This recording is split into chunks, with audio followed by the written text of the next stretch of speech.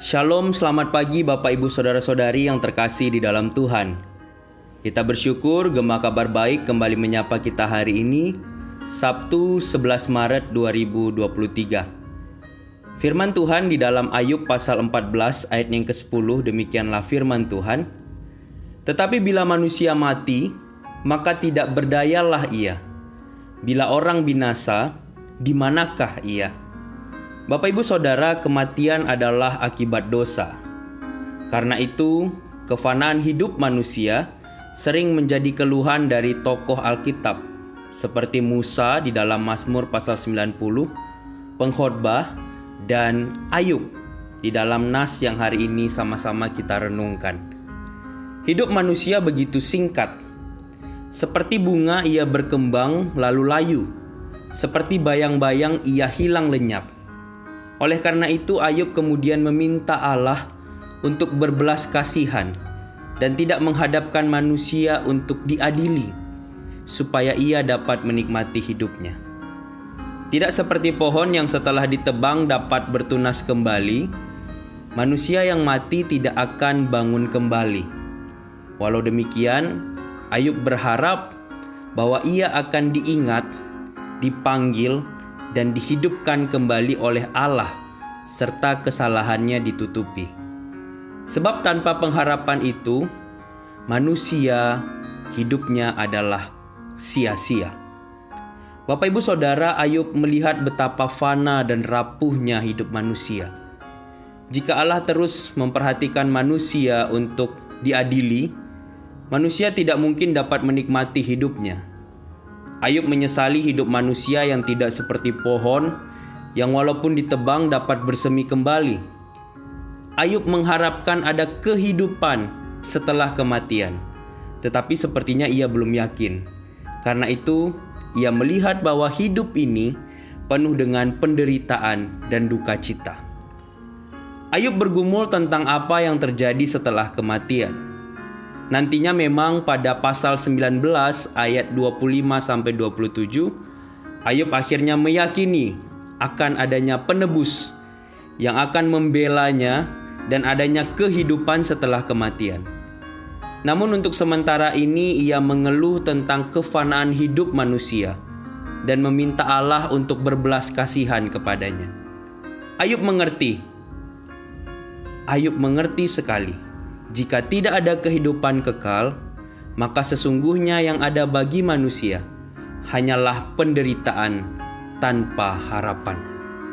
Bapak Ibu Saudara, jika kita hanya melihat kehidupan di bumi, maka yang ada hanyalah kekecewaan dan duka cita semata.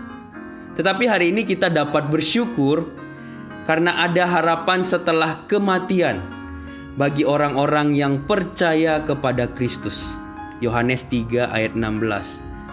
Hanya dengan harapan ini kita dapat menjalani hidup yang fana di bumi ini, yang penuh dengan penderitaan ini, tetap dengan sukacita. Karena kita punya satu jaminan bahwa kita punya kehidupan setelah kematian, yaitu kehidupan yang kekal bersama-sama dengan Yesus di surga. Kiranya ini boleh menjadi satu sukacita dan satu pengharapan bagi setiap kita, supaya kita boleh terus hidup seturut dengan kebenaran Allah dan boleh terus bersuka cita atas kasih Allah yang besar di dalam kehidupan kita. Bapak Ibu Saudara, mari kita terus berterima kasih dan bersyukur kepada Bapa atas janjinya akan hidup yang kekal yang sekarang ini sudah kita miliki.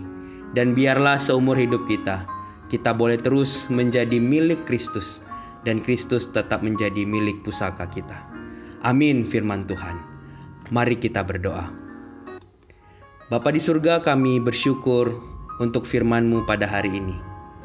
Karena kami diberikan satu kali lagi sukacita sebagai anak-anak Tuhan. Pergumulan dan tantangan hidup memang besar, dan juga penderitaan seringkali membuat kami jatuh tidak berdaya. Akan tetapi kemudian penebusan yang Tuhan Yesus lakukan di atas kayu salib memberikan kepada kami pengharapan yang baru, satu jaminan yang pasti bahwa kami punya kehidupan yang kekal bersama-sama dengan Kristus.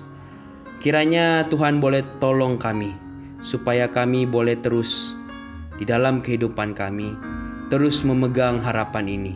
Sehingga kami bukan hanya boleh terus bersuka cita, tetapi boleh terus hidup seturut dengan apa yang Tuhan mau. Hidup seturut dengan kebenaran Tuhan saja. Terima kasih Tuhan. Sekali lagi kami bersyukur untuk apa yang boleh Tuhan kerjakan di dalam kehidupan kami. Dan kami bersyukur untuk kasih Tuhan yang senantiasa melimpah di dalam kehidupan kami. Kami juga rindu biarlah kami boleh Tuhan pakai untuk terus membagikan kasih itu kepada orang lain.